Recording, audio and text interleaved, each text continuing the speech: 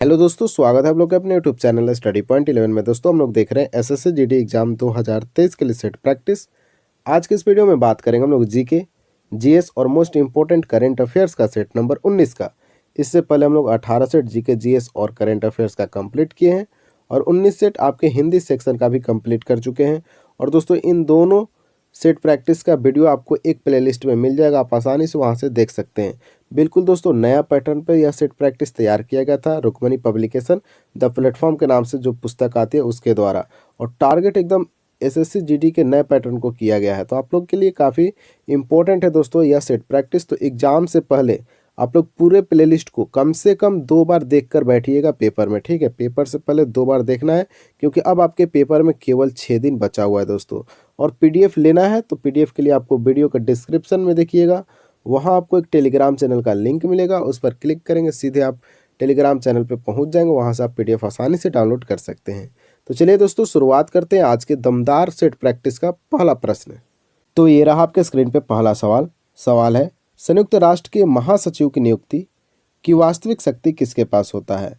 दोस्तों 5 सेकंड का समय मिलेगा, आप कॉपी पर उत्तर करते चलेंगे या फिर कमेंट बॉक्स में भी उत्तर करेंगे। और जैसे ही वीडियो समाप्त होगा तो आपको बताना है कि इस सेट प्रैक्टिस में आपके कितने प्रश्न राइट हुए और कितने प्रश्न आपके रॉन्ग हो गए, ठीक है। और वीडियो के दौरान मैं लगातार आपसे सवाल पूछते रहता हूँ, तो उन सारे सवालों का जवाब भी आप लोग कमेंट बॉक्स में देने का कोशिश करेंगे। चलिए बात करते हैं इस प्रश्न का। प्रश्न था कि संयुक्त राष्ट्र के जो महासचिव होते हैं इनकी नियुक्ति की वास्तविक शक्ति किसके पास मौजूद होता है। तो देखिए दोस्तों इस प्रश्न का सही उत्तर होगा ऑप्शन नंबर सी, महासभा और सुरक्षा परिषद में यह शक्ति होता है कि वह संयुक्त राष्ट्र के महासचिव को नियुक्त कर सके।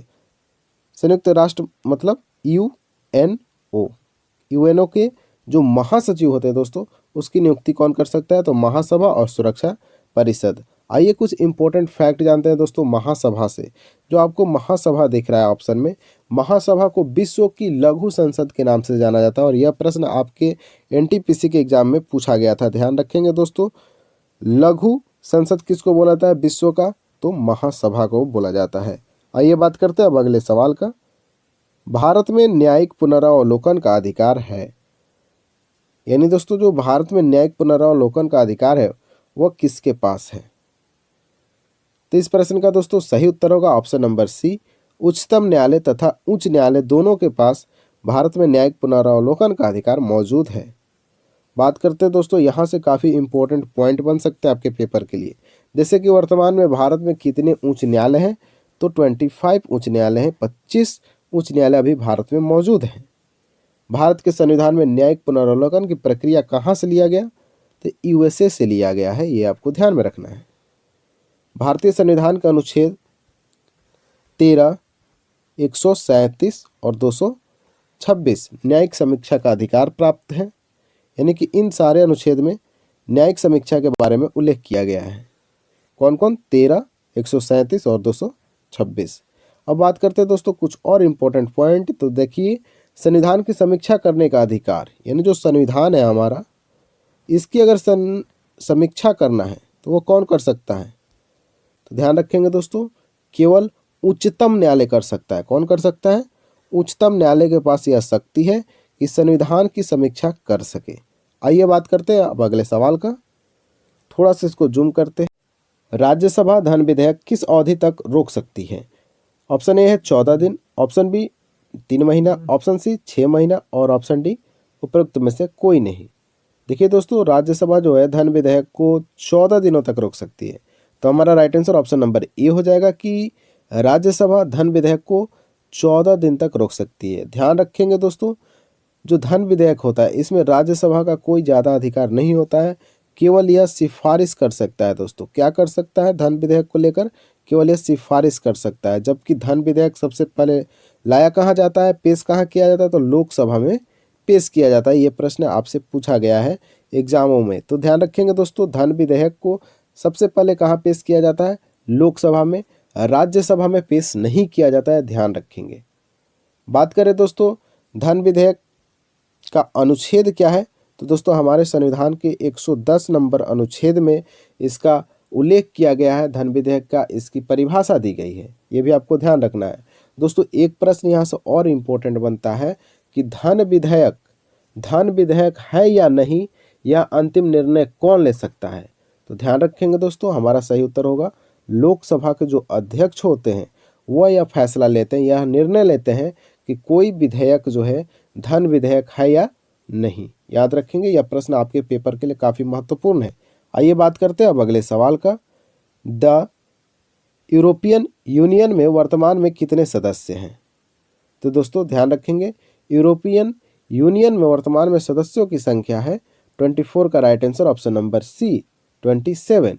याद रखेंगे, मोस्ट इंपॉर्टेंट है संख्या, बस आपको याद रखना है कि यूरोपियन यूनियन में वर्तमान में कितने सदस्य हैं, तो 27 सदस्य हैं। आइए बात करते हैं अगले सवाल का।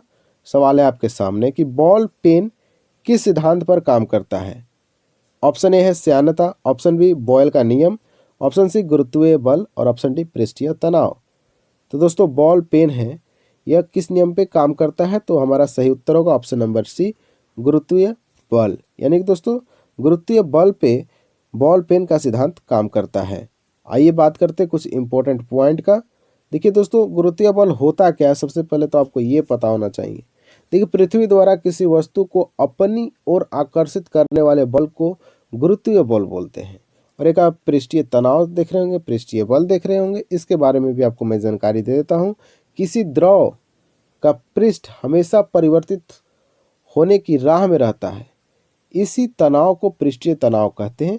तो आप लोग डिफिनीशन याद रखेंगे तो आसानी से जब सवाल यहाँ से पूछे जाएंगे तो आप उत्तर कर सकते हैं। तो हमारा सही उत्तर होगा ऑप्शन नंबर सी गुरुत्वीय बल। बॉल पेन किस सिद्धांत पे काम करता है? तो गुरुत्वीय बल के सिद्धांत पे कार्य करता है। अगला सवाल है, एक आदमी 10 मीटर से दूर साफ नहीं देख पाता है, वह किस रोग से ग्रस्त है? बहुत इंपॉर्टेंट सवाल है और ऐसे सवाल आपके पेपर में पूछे जाएंगे दोस्तों। तो देखिए, एक आदमी जब है 10 मीटर से दूर साफ नहीं देख पाता है तो उसको कौन सी बीमारी है, यह आपको बताना है। तो इस प्रश्न का दोस्तों सही उत्तर होगा ऑप्शन नंबर बी निकट दृष्टि दोष, जिसको अंग्रेजी में मायोपिया बोलते हैं। याद रखेंगे दोस्तों, इसका इंग्लिश नाम भी याद रखना है, मायोपिया होते हैं निकट दृष्टि दोष का। तो याद रखेंगे, 10 मीटर से दूर साफ नहीं देख पाता वह व्यक्ति निकट दृष्टि दोष से ग्रस्त होता है। और दूरदृष्टि में क्या होता है दोस्तों? दूरदृष्टि में ऐसा देखा जाता है कि उसको दूर की वस्तु दिखेगी लेकिन नज़दीक की वस्तु नहीं दिखती है, तो ऐसे व्यक्ति को क्या बोलते हैं? दूरदृष्टि दोष हो गया है। यानी दूर की वस्तु दिखेगा और नज़दीक का वस्तु नहीं दिखेगा तो उसको बोलते हैं दूरदृष्टि दोष।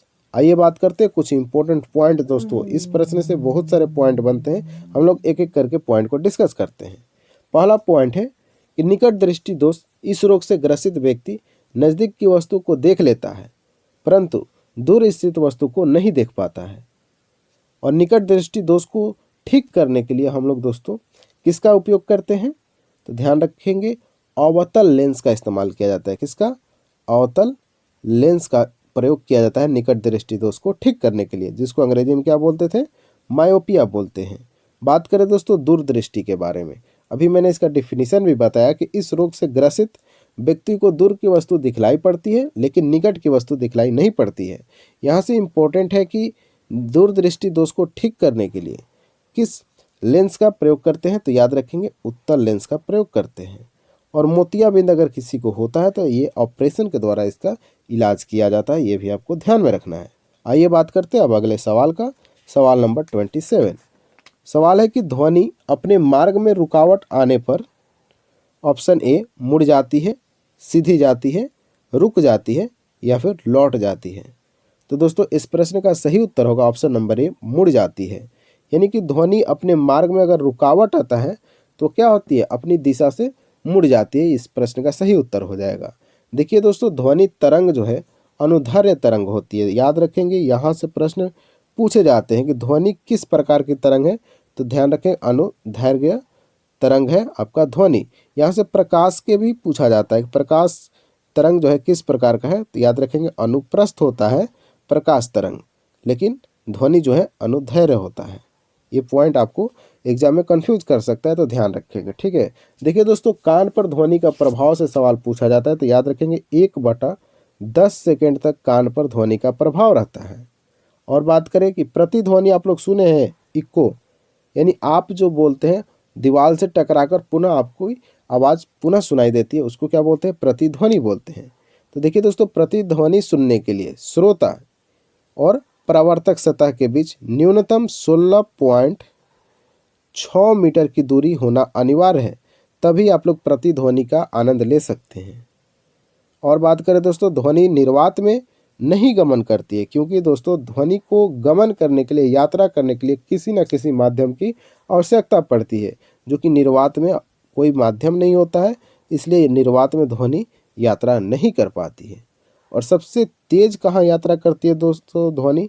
तो ठोस में, जैसे इस्पात हो गया, लोहा हो गया, इन सब में ध्वनि की स्पीड सबसे ज़्यादा होती है। आइए बात करते हैं अब अगले सवाल का। सवाल है कि कीमत प्रक्रिया इसकी एक विशेषता है, यानी दोस्तों जो कीमत प्रक्रिया है किसकी विशेषता है? ऑप्शन ए है पूंजीवादी अर्थव्यवस्था, ऑप्शन बी वस्तु विनिमय अर्थव्यवस्था, ऑप्शन सी मिश्रित अर्थव्यवस्था और ऑप्शन डी है समाजवादी अर्थव्यवस्था। तो इस प्रश्न का दोस्तों सही उत्तर होगा ऑप्शन नंबर बी, वस्तु विनिमय अर्थव्यवस्था की एक विशेषता है कीमत प्रक्रिया। ये वस्तु विनिमय अर्थव्यवस्था होता क्या है दोस्तों, यह इंपॉर्टेंट है, तो आप लोग ध्यान से सुनेंगे। देखिए दोस्तों, वस्तु विनिमय प्रणाली का अर्थ होता है वस्तुओं के द्वारा लेन देन करना। ठीक है, वस्तु के बदले वस्तु ले लेना।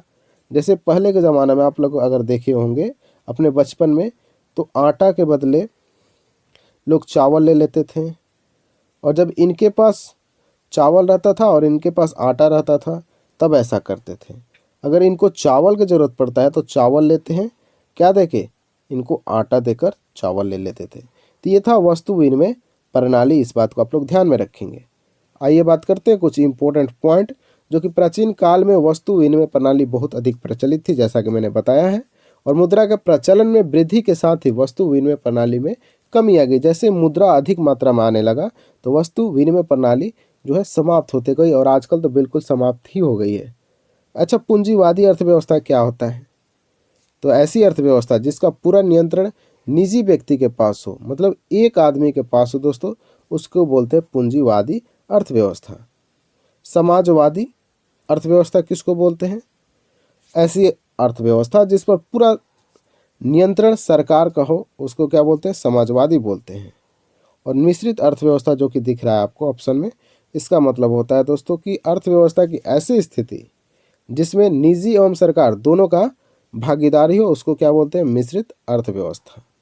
और दोस्तों मिश्रित अर्थव्यवस्था का श्रेष्ठ उदाहरण अगर देखना है तो अपना देश, प्यारा देश भारत में आप लोग देख सकते हैं। आइए बात करते हैं अब अगले सवाल का।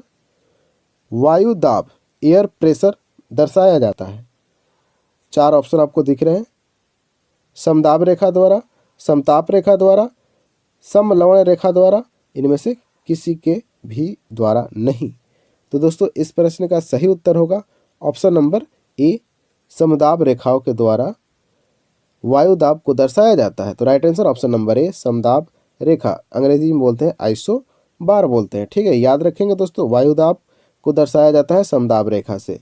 दोस्तों हमारा टारगेट है कि आपका अपना YouTube channel study point 11 10K subscriber वाला बन जाए, और आप लोग के सपोर्ट से 4K सब्सक्राइबर दोस्तों जुड़ गए हैं चैनल के साथ, और आशा करते हैं आप लोग के ही सपोर्ट से हो सकता है 10K सब्सक्राइबर का हम लोग भी छू लेंगे। ठीक है, तो वीडियो को आप लोग शेयर करेंगे, और जिन्होंने अभी तक चैनल को सब्सक्राइब नहीं किया है वो दोस्त चैनल को सब्सक्राइब करेंगे और बेल आइकन दबा लेंगे दोस्तों, क्योंकि पूरे जीडी एग्ज़ाम तक मैं आपके साथ हमेशा जुड़ा रहूँगा। ठीक है, और हर एक समस्या को हल करेंगे, मिलकर हल करेंगे दोस्तों। तो चैनल के वीडियो को शेयर करना है, और अभी आप लोग लाइक कर दीजिए, और कमेंट में कैसा आप लोग को वीडियो लगता है ये भी बताना ना भूलिए। ठीक है, चलिए बात करते हैं अगले सवाल का। सवाल है कि इनमें से किस में अधिकतम नाइट्रोजन उपस्थित होता है? ऑप्शन ए है ammonium sulphate, option B urea, ammonium chloride और सोडियम नाइट्रेट। तो दोस्तों अधिकतम नाइट्रोजन उपस्थित होता है, तो हमारा सही उत्तर होगा ऑप्शन नंबर बी, यूरिया में। इन 4 ऑप्शन की तुलना किया जाए तो यूरिया में दोस्तों सबसे अधिक नाइट्रोजन उपस्थित होता है। इसमें कितना होता है? तो 46% आपका नाइट्रोजन मौजूद होता है। यूरिया के जो 100% लीजिएगा उसमें से 46% इसमें नाइट्रोजन मौजूद रहता है। भारत यूरिया के उत्पादन में दोस्तों आत्मनिर्भर बन गया है, ये भी आपको ध्यान में रखना है। आइए बात करते हैं अब अगले सवाल का। शिवाजी के गुरु का नाम क्या था? मोस्ट इम्पोर्टेंट प्रश्न शिवाजी से प्रश्न पूछा जाता है आपके पेपर में, तो ध्यान रखेंगे। शिवाजी के गुरु का नाम था दोस्तों, ऑप्शन नंबर डी, रामदास। क्या नाम था दोस्तों? गुरु रामदास नाम था शिवाजी के गुरु का नाम। आइए कुछ शिवाजी से बनने वाले इंपॉर्टेंट पॉइंट को देखते हैं, जैसे कि शिवाजी का जन्म दोस्तों 1627 ईस्वी में हुआ था। कहाँ? तो शिवनेरी दुर्ग, जहाँ जुनार के समीप है, वहाँ इनका जन्म हुआ था। और शिवाजी के पिता का नाम क्या था दोस्तों? तो शाहजी भोसले था उनके पिताजी का नाम, और माताजी का नाम जीजाबाई था। ठीक है, जीजाबाई इनके माताजी का नाम था।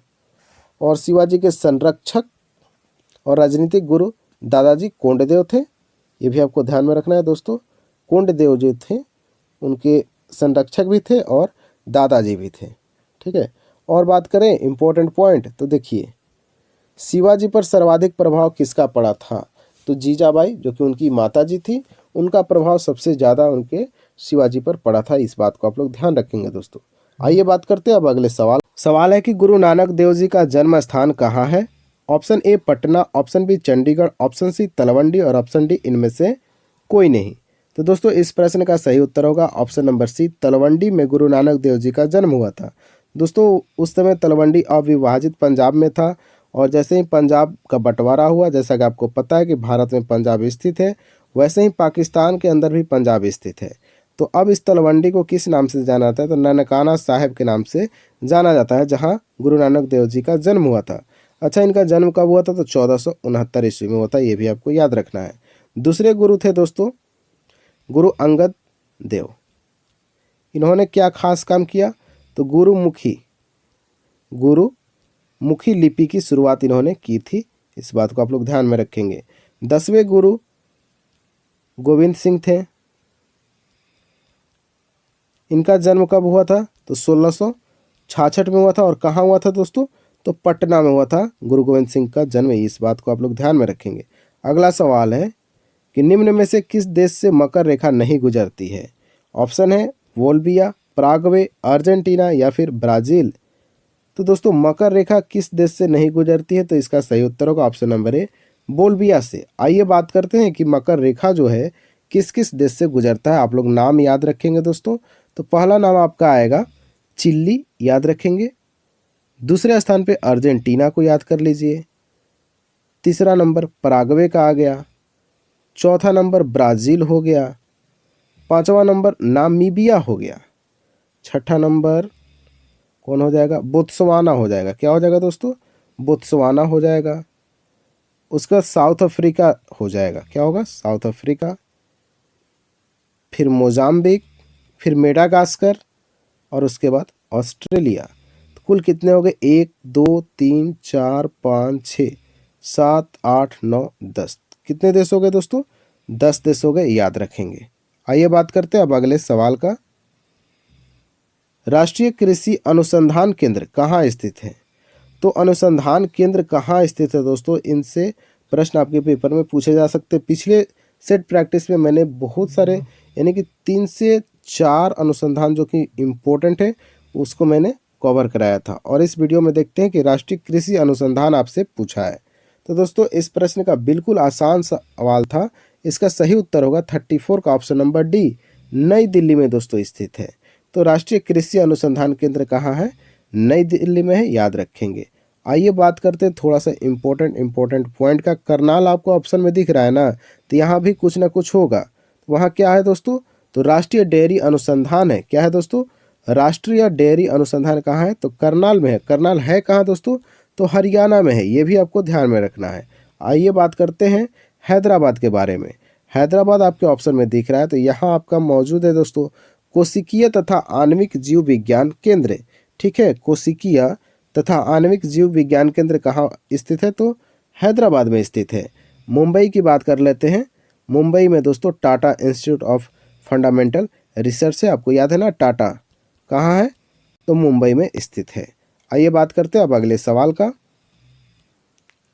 वॉइस ऑफ डिसेंट पुस्तक के लेखक कौन है? तो दोस्तों इस प्रश्न का सही उत्तर हो जाएगा option number C, Romila Thapar.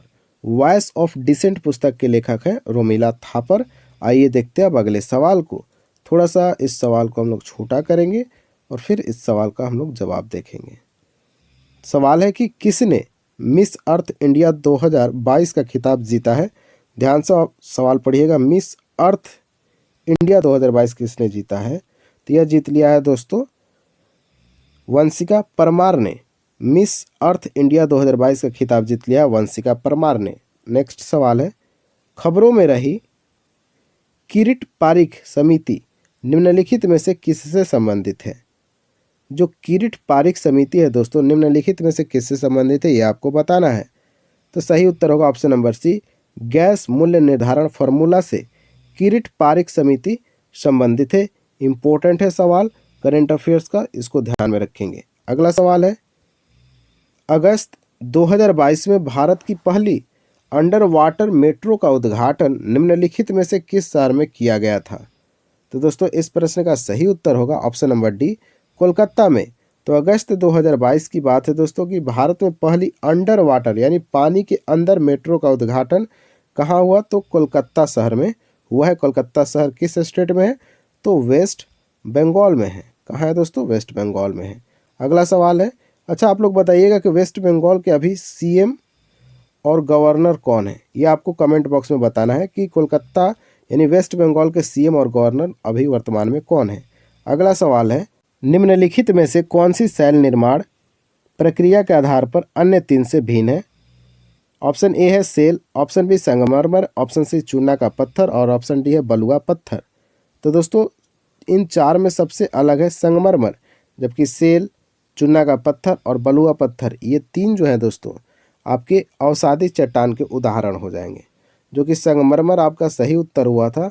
यह कायांतरित चट्टान है दोस्तों, क्या है, कायांतरित चट्टान के अंदर आता है संगमरमर। आइए बात करते हैं अब अंतिम सवाल, जो कोई आप इसका उत्तर करेंगे कहाँ, कमेंट बॉक्स में। और अंतिम सवाल तो आप ही के लिए मैं लेकर आता हूँ और आसान सवाल आज आपको मिल गया है कि बल्लेबाज रॉस टेलर का संबंध किस देश से। जो भी क्रिकेट देखते हैं वो बिल्कुल आसानी से इस प्रश्न का उत्तर दे पाएंगे। तो बल्लेबाज रॉस टेलर का संबंध किस देश से, ऑप्शन ए है South Africa, option B England, option C New Zealand और ऑप्शन डी ऑस्ट्रेलिया। दोस्तों आपको यह वीडियो कैसा लगा आप लोग कमेंट बॉक्स में जरूर बताइएगा। आपके कितने प्रश्न राइट हुए ये भी बताना है और कितने प्रश्न आपके रॉन्ग हुए ये भी बताना है। और जब भी इस प्रश्न का उत्तर देंगे तो लिखेंगे 40।